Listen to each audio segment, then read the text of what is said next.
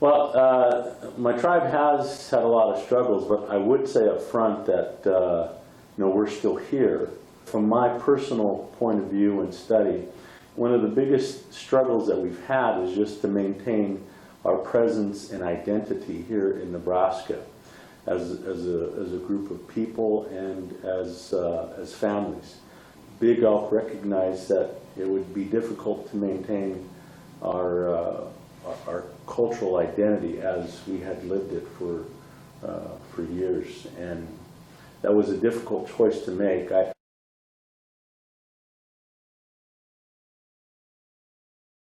You have to remember, there's your wives, your mothers, your children.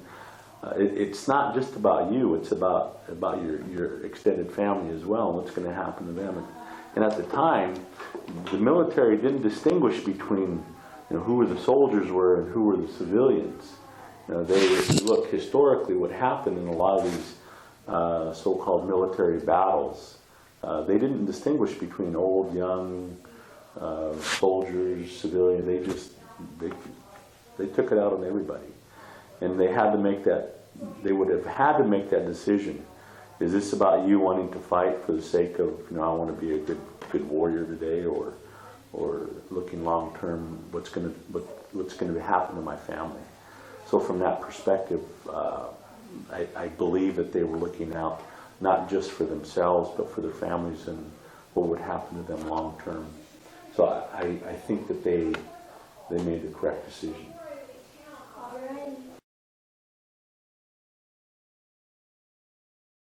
And part of that was what they called the relocation program, where it wasn't forced, it was voluntary, but they said to those that were living on reservations, if you leave, we'll pay your way, we'll get you a one-way ticket, and we'll set you up in a house or an apartment, pay your rent for about 3 to 6 months, and we'll also help you with finding a job in these cities.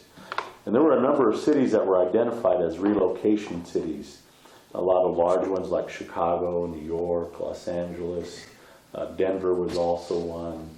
I believe Seattle and Minneapolis and I believe Phoenix were cities that they were sent to on a relocation program. And a lot of Native people that found their way, and actually Omaha was named later as a relocation city. It was a little bit smaller. They found that those that were sent to the bigger cities like Chicago, New York, and Los Angeles kind of got lost and ended up finding their way back. So they tried to identify some smaller cities. And Omaha was identified as one that's a little bit smaller, sort of the Midwest, and at the time had a lot of unskilled labor that with the meat packing plants and the railroads, and so it was deemed to be a good city to send them. And my mom came to Omaha, and when she came to Omaha, she met some Mexican guy, and they got married, and that's how come I have this Mexican sounding name, is because my mom came to Omaha and met my dad. And there was a lot that came here, and there's a certain part of Omaha that I suspect that they got sent to. And she stayed, and I've been here in Omaha ever since. I'm what's called an urban Indian. I was raised in a city.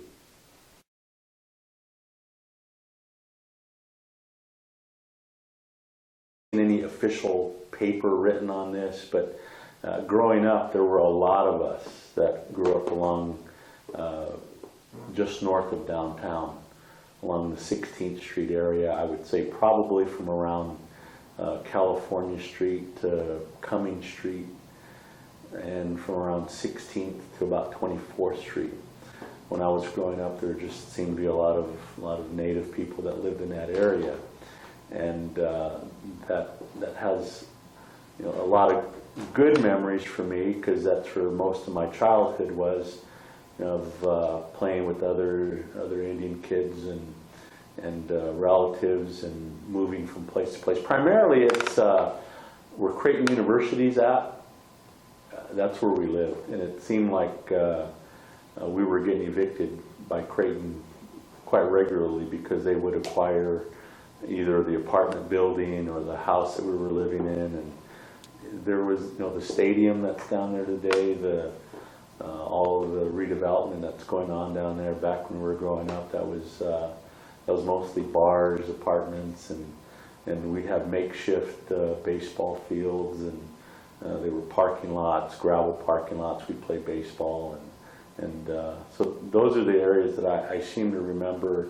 a lot of Native people living at, and most of them were relatives and friends, and I suspect that was the area of town that we were kind of steered towards under the the relocation era.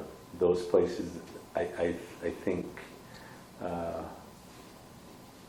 aren't necessarily tied to the history of the Omaha Tribe, but tied to the history of that era in terms of where a lot of them were sent and took up residence.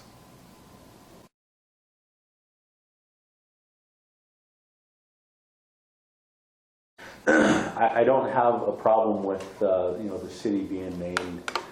If you look at a lot of towns in Nebraska or states and cities in the country are derived from Native places and tribes, so I'm not necessarily opposed to that. But what I do think is that our schools and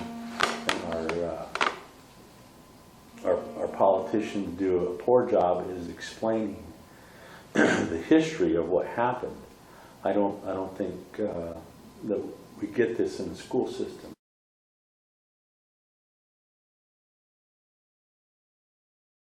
I think the schools can do a much better job in teaching students about our people, not just the Omahas, but tribal nations in general.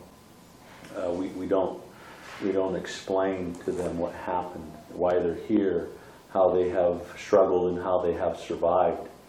And I think what they can do is what you're doing now is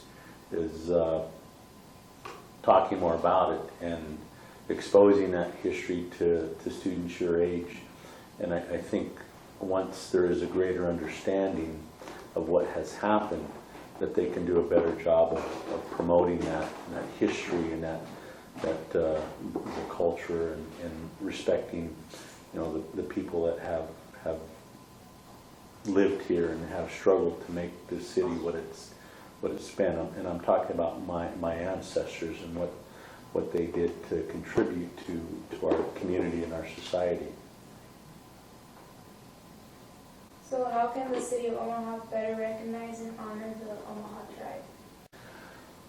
One of the things I think that they can do in a real tangible way is help with the creation of a historical site or cultural event center that's focused on the history of this area.